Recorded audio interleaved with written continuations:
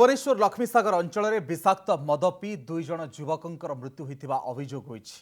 स्थानीय अंचल विश्वजित बेउरांकर आज मृत्यु होता बेले अन्य जड़े संतोष नायक बोली जमापड़ी। लक्ष्मीसागर एक मद दुकान 5 जन सांग मद किणवा पर भोजी करते। भोजी पर समस्ते गुरुतर हो पड़ा बेले दुई जनकर मृत्यु पर विषाक्त मद नहीं अभियोग होता।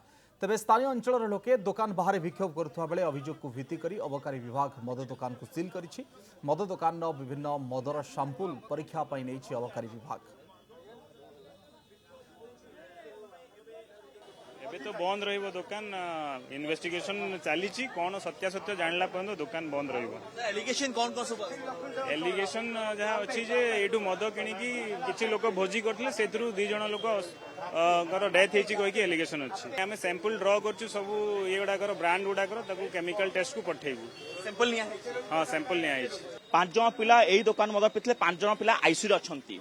5 जन रु 2 जन पिला जने पिला परन डेथ हो गला आउ गोटे पिला आज डेथ होईछि। आउ ए जो काउंटर अच्छी जेति के गाँ लोक अच्छे मशान भाई मुझे जाइली समस्त कहते कि डुप्लिकेट मद अपमिश्र मद अच्छी जो से डेथ होती। आज आम कहूँ कि सरकार को ओडिशा रे खाली गोटे काउंटर बंद कले हम ना ओडिशा को सब काउंटर बंद करा जाऊ ओडिशा निसमुक्त करा जाऊ कहीं मद जी आज मृत्यु दारिद्र कर दिए। अनेक युवक मानकर आज जीवन जाइछि एक्सीडेंट पछरे मद हिंसा पछरे मद क्राइम पछरे मद आमे कहूँ ओडिशा को संपूर्ण निसमुक्त करने।